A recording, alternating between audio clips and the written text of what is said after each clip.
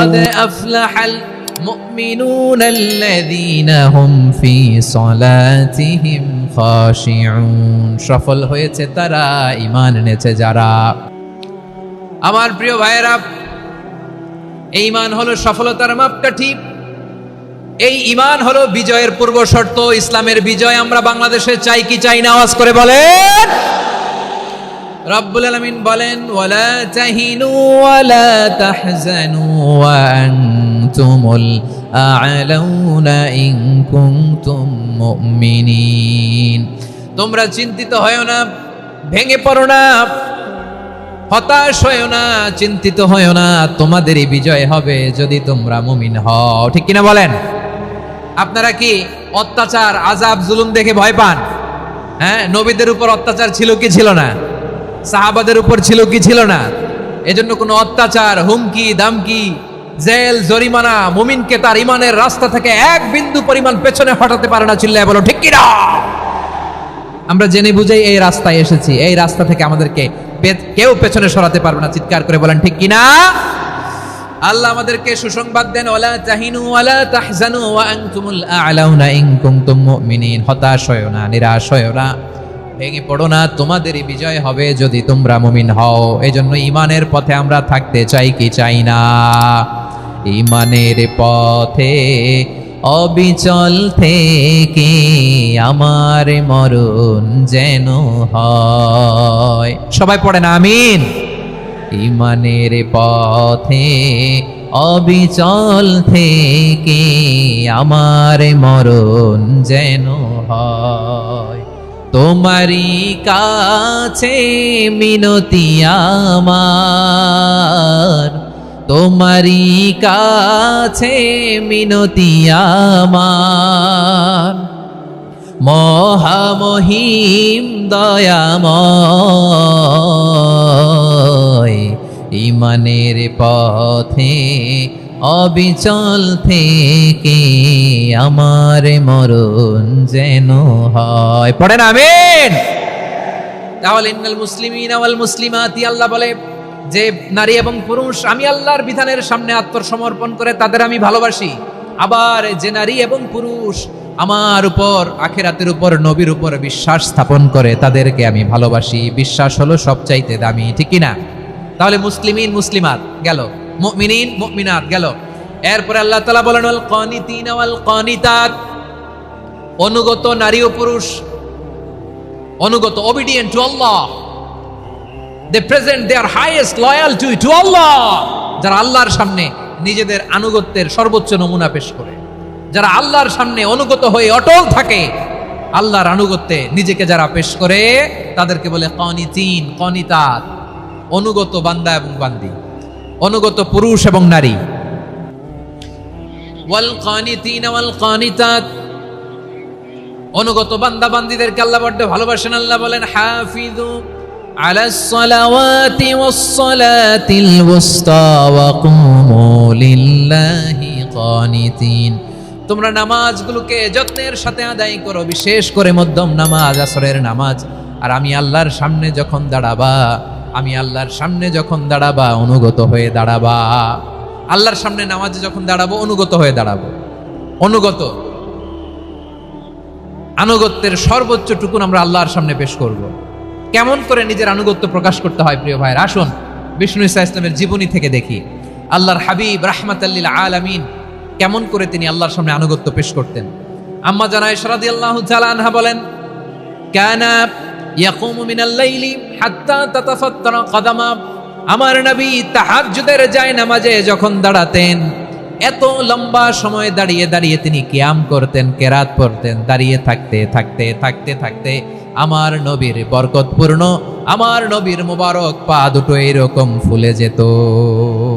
আমার নবীর পা গুলো ফুলে যেত দাঁড়িয়ে থাকতে থাকতে। বিষ্ণু ঈসা ইসলামের পা ফুলে যেত। আম্মা জান আয়েশা এটা খেয়াল করতেন। খেয়াল করে বলতেন, ইয়া রাসূলুল্লাহ ক্বাদ গাফারাল্লাহু লাকা মা তাকাদ্দামা মিন যামবিকা ওয়া মা তাআখার। ও নবী, নিজের দেহের উপর কেন এত কষ্ট দেন? কেন রাত জেগে এরকম তাহাজ্জুদের জায়নামাজে দাঁড়িয়ে থাকতে থাকতে পা দুটো আপনার ফুলে যায়? কেন কষ্ট করেন? আল্লাহ কি বলে নাই, ও নবী আপনার আগের গুনাহ মাফ, পরের গুনাহ মাফ? আসলে বিশ্ব নবীর কোনো গুনাহই নাই, নবীরা মাসুম হয়, নিষ্পাপ হয়। তারপরে বিশ্বনবীর মর্যাদা স্ট্যাটাস বোঝানোর জন্য আল্লাহ বলেন, নবী আপনার আগের পরের সব গুনাহ আমি আল্লাহ মাফ করে দিলাম। আম্মা জানা এসে বলে, না নবী, আগের গুনাহ মাফ, পরের গুনাহ মাফ, আপনি মাসুম, নিষ্পাপ, তারপরেও তাহাজ্জুদের যায় নামাজে কেন এত কষ্ট করেন? বিশ্বনবী জবাবে বলেন, আফালা উহিব্বু আন আকুনা আবেদান শাকুরা। ও আয়েশা, আমি কি শুকরগুজার বান্দা হব না? আমি কি শুকরগুজার হব না? আল্লাহ আমার সব মাফ করে দিয়েছে, ঠিক আছে, আমার গুনাহ নাই, ঠিক আছে, কিন্তু আল্লাহর নাজ নেয়ামত ছাড়া তো এক মুহূর্ত আমার পক্ষে বেঁচে থাকা সম্ভব না। সে আল্লাহর নেয়ামতের শুকরিয়া হিসাবে আমার কি শুকরগুজার হওয়া উচিত না? আফালা উহিব্বু আন আকুনা আবদান শাকুরা। আমি কি শুকরগুজার বান্দা হব না? ও আমার ভাইয়েরা, বিশ্বনবী ঠিক এমন ভাবে আনুগত্যের নমুনা দেখাতেন। এখানেই শেষ নয়, আম্মা জানা এসে বলেন, তাহাজ্জুদের জায়নামাজে দাঁড়িয়ে থাকতে থাকতে ফালাম ইয়াজাল ইয়াবকি হাত্তা বাল্লা লিহিয়াতাহু। আমার নবী কেরাত পড়তে পড়তে কাঁদতে কাঁদতে দাড়ি বেয়ে বেয়ে ওনার পানি ঝরতো। আরেক জায়গায় এসেছে হাত্তা বাল্লা হাজরাহু, নবীর জামা ভিজে যেত চোখের পানিতে। অন্য বর্ণনায় এসেছে হাত্তা বাল্লাল আরদা, সিজদায় লুটিয়ে পড়ে যখন বিশ্বনবী কান্না করতেন, বিশ্বনবীর চোখের পানি দিয়ে জমিন ভিজিয়ে যেত, জমিন ভিজিয়ে দিতেন। কি আনুগত্য, কি আনুগত্য! এরপরে নামাজ শেষে দোয়ার মধ্যে বিশ্বনবী বলতেন, আল্লাহুম্মা ইন্নী আবদুক, ও আমার আল্লাহ, আমি আপনার দাস, ওয়াবনু আবদিক, দাসের ঘরের দাস, ওয়াবনু আমাতিক, দাসীর ঘরের দাস। সুবহানাল্লাহ, কি বিনয়! দোয়াতে বলতেন, আল্লাহ আমি আপনার দাস, দাসের ঘরের দাস মানে আমার বাবা আব্দুল্লাহ আপনার দাস, দাসীর ঘরের দাস মানে আমার মা আমিনা আপনার দাস। সুবহানাল্লাহ। নাসিয়াতি বিয়াদিক, আমার মাথার চুলের ঝুঁটি আপনার হাতের মুঠোয়, আপনি যেখানে টানেন ওইখানে আমি যেতে বাধ্য। আপনি আমার চুল ধরে ডানে টান দিলে আমি ডানে যাই, বায়ে টান দিলে আমি বায়ে যাই, আমার কোনো ক্ষমতা নাই, সব ক্ষমতা আপনার। দেখেন, যেই নবীর কোনো গুনাহ নাই, উনি দোয়ার সময় বলতেন, আল্লাহ আমি আপনার দাস, দাসের ঘরের দাস, দাসীর ঘরের দাস, আমার মাথার চুলের ঝুঁটি আপনার হাতের কবজার ভিতরে, এদিকে টান দিলে আমি এদিকে যেতে বাধ্য, ওদিকে টান দিলে ওদিকে যেতে বাধ্য। যেই নবীর কোনো গুনাহ নাই, নামাজে দাঁড়িয়ে থাকতে থাকতে পা ফুলায় ফেলতেন। যেই নবী নিষ্পাপ, কোনো গুনাহ নাই, কাঁদতে কাঁদতে দাড়ি ভিজায় ফেলতেন, জামা ভিজায় ফেলতেন, সিজদায় পড়ে জমিন ভিজায় ফেলতেন। পড়েন সুবহানাল্লাহ। তাহলে আমাদেরকে কেমন অনুগত হওয়া উচিত? আমাদের তো গুনাহ নাই নাকি? বিশ্বনবীর যেমনি গুনাহ নাই, আমাদের তো গুনাহ নাই না? গুনাহ টুনা আছে আপনাদের? হ্যাঁ, যে বিশৃঙ্খলা করতেছেন, গুনাহ তো নাই আপনাদের? হ্যাঁ, গুনাহ আছে আমাদের? গুনাহ নাই কার? দেখি হাত তোলেন তো, যে হুজুর আমি কোনোদিন কোনো পাপ করি নাই, নিষ্পাপ, বেগুনা, মাসুম, জান্নাত থেকে পালায় আসছি। জান্নাত থেকে পালায় আসছেন এরকম কে আছেন দেখি তো? আছে এরকম কেউ? আছে? নাই। আমরা সবাই পাপী, আমাদের পাপের কোনো শেষ নাই। আওয়াজ করে বলেন ঠিক কিনা?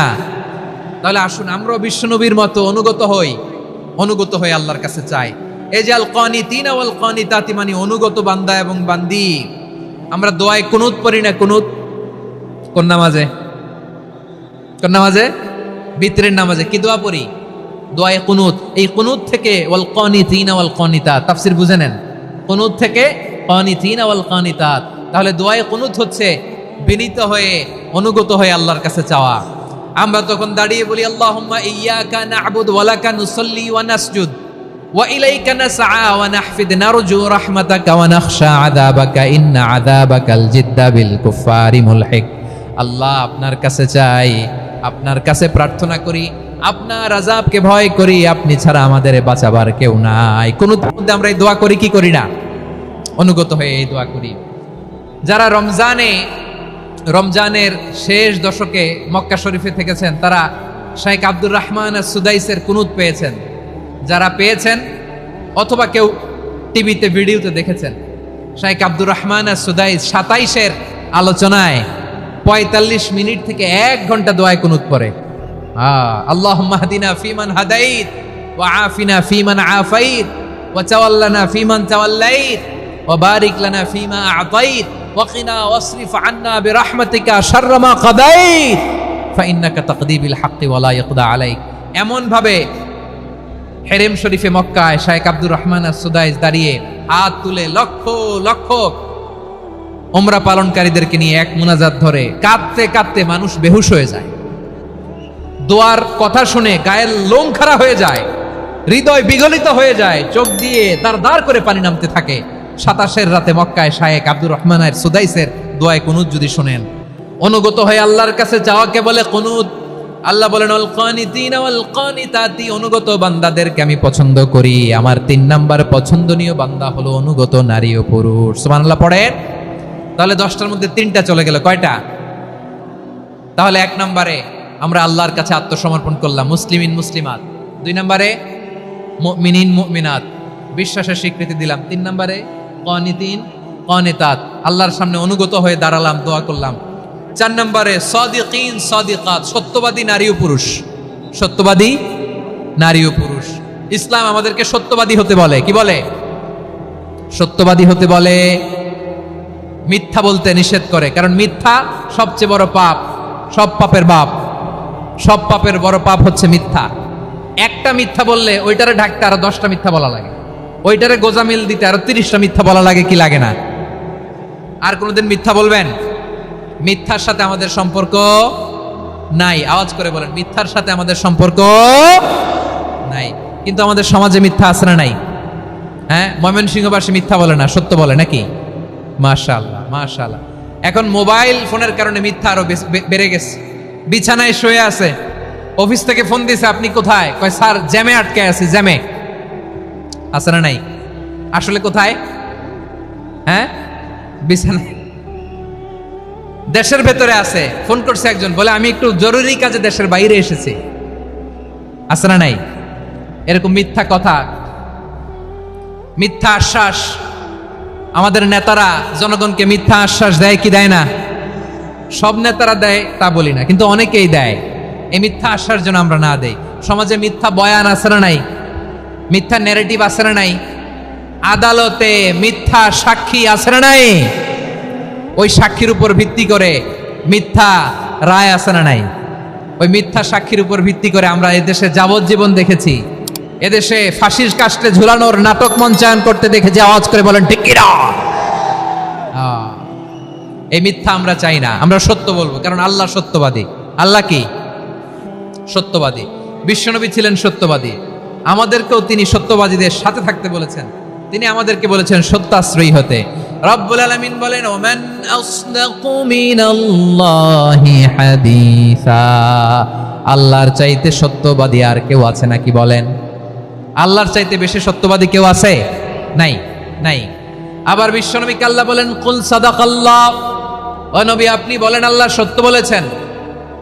সাদাকাল্লাহ মানে সত্য বলেছেন, আল্লাহ সত্য বলেছেন। এই আদেশটি আল্লাহ তাআলা বিশ্বনবীকে দিয়ে বললেন কুল সাদাকাল্লাহ, ও নবী আপনি বলে দেন আল্লাহ সত্য বলেছেন। এই জন্য আল্লাহর বাণী তেলাওয়াত করার পরে কারি সাহেবরা দেখবেন পড়ে সাদাকাল্লাহুল আযীম। কোরআন তেলাওয়াতের পরে কারি সাহেবরা বলে না সাদাকাল্লাহুল আযীম, এর কারণ আল্লাহ তাআলা কোরআনেই বলেছেন কুল সাদাকাল্লাহ, হে নবী আপনি বলুন আল্লাহ সত্য বলেছেন। এজন্য আল্লাহর বাণী তেলাওয়াতের পরে কারীরা বলে সাদাকাল্লাহুল আযীম, মহান আল্লাহ তাআলা তিনি সত্য বলেছেন। এটা বলা আবশ্যক না, সুন্নাত না, এটা জায়েজ, চাইলে বলা যায়। তার মানে আল্লাহ তাআলা সত্যবাদী, আমার নবীও ছিলেন সত্যবাদী, আল্লাহর হাবিব ছিলেন as-সাদিকাল আমিন, সত্যবাদী আমানতদার। আমার নবীর চাইতে বেশি আমানতদার মক্কায় কেউ ছিল না, আল্লাহর হাবিবের চাইতে বেশি আমানতদার কেউ ছিল না, তার চাইতে সত্যবাদী কেউ ছিল না। আমার নবী ওনার গোটা জিন্দেগিতে একটা মিথ্যাও বলে নাই। সুবহানাল্লাহ পড়েন। আল্লাহর হাবিব রাহমাতাল লিল আলামিন উনি জিন্দেগিতে কখনো একটা মিথ্যা বলেছেন? কথা কি শুনতেছেন? হ্যাঁ শুনতেছেন? আল্লাহর নবী জীবনে কোনোদিন মিথ্যা বলছেন? না, বলেন নাই। যখন আকাশ থেকে আয়াত নাজিল হলো আনজির আশিরাতাকাল আকরাবিন, ও নবী আপনি নিকটাত্মীয়দের সতর্ক করেন, দাওয়াত দেন।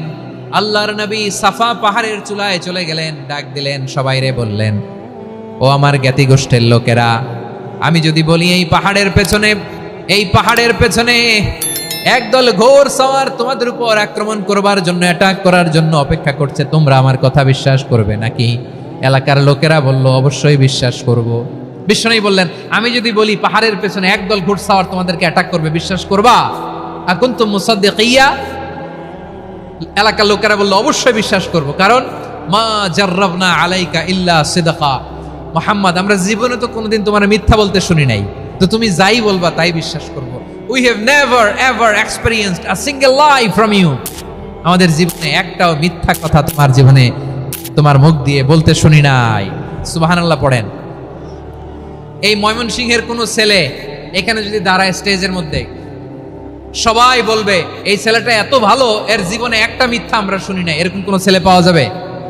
হ্যাঁ, ঝামেলায় পড়ে, পেশালে পড়ে, যেই কোনো ভাবে আমরা কখনো না কখনো কোনো মিথ্যা বলে ফেলছি, ঠিক কিনা বলেন? আল্লাহ মাফ করুক। কিন্তু বিশ্বনবী সাফা পাহাড়ের চূড়ায় যখন বললেন, আমি যদি বলি একদল তোমাদের অ্যাটাক করবে, মানবা? বিশ্বাস করবা? সবাই বলে করব, কারণ আমরা জীবনে তোমার মিথ্যা বলতে শুনি নাই। সুবহানাল্লাহ কইবেন না? পুরা এলাকাবাসী যদি এই কথাটা বলে, এই কথাটা একজন মানুষের জন্য কত বড় সার্টিফিকেট আপনি কল্পনা করতে পারেন? আমার নবী ওনার গোটা জিন্দিগিতে একটা মিথ্যা বলে নাই। আওয়াজ করে বলেন আল্লাহু আকবার।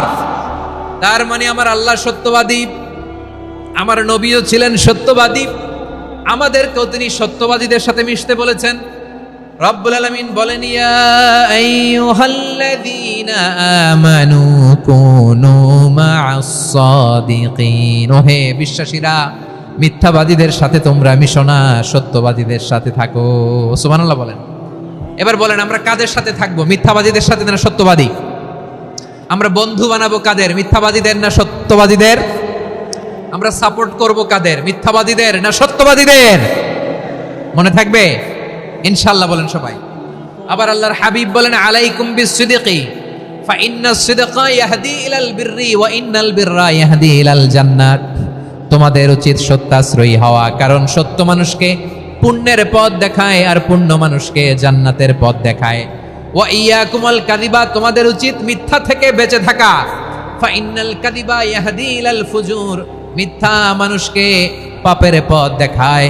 ওয়া ইন্নাল ফুজুরা ইয়াহদি ইলান নার, পাপ মানুষকে জাহান্নামের পথ দেখায়। ঠিক কিনা বলেন?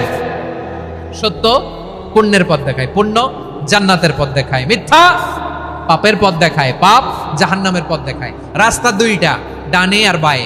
ডানের রাস্তা চলে গেছে জান্নাতুল ফেরদাউসে, বায়েরটা চলে গেছে জাহান্নামে।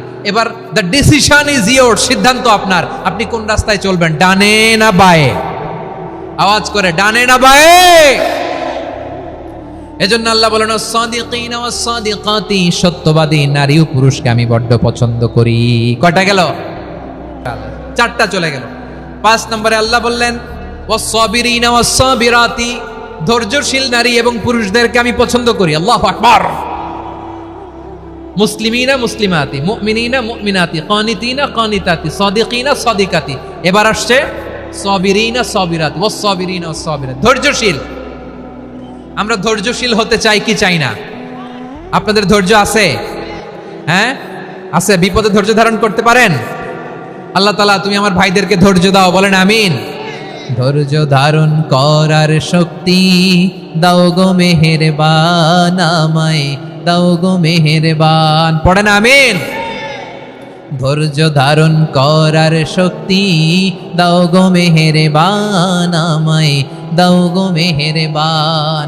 বুকের ভেতর ব্যথার নদী বইছে অবিরাম, বইছে বইছে অবিরাম। সবাই পড়ুন, ধৈর্য ধারণ করার শক্তি দাও গো মেহেরবান, আমায় দাও গো মেহেরবান। ধৈর্য ধারণ করার শক্তি দাও গো মেহেরবান, আমায় দাও গো মেহেরবান। বুকের ভেতর ব্যথার নদী বইছে অবিরাম, পড়েন আমিন। তাহলে আল্লাহ তাআলা বললেন, সাবিরিনা ওয়াস সাবিরাতি, ধৈর্যশীল নারী এবং পুরুষকে আমি আল্লাহ বড্ড পছন্দ করি।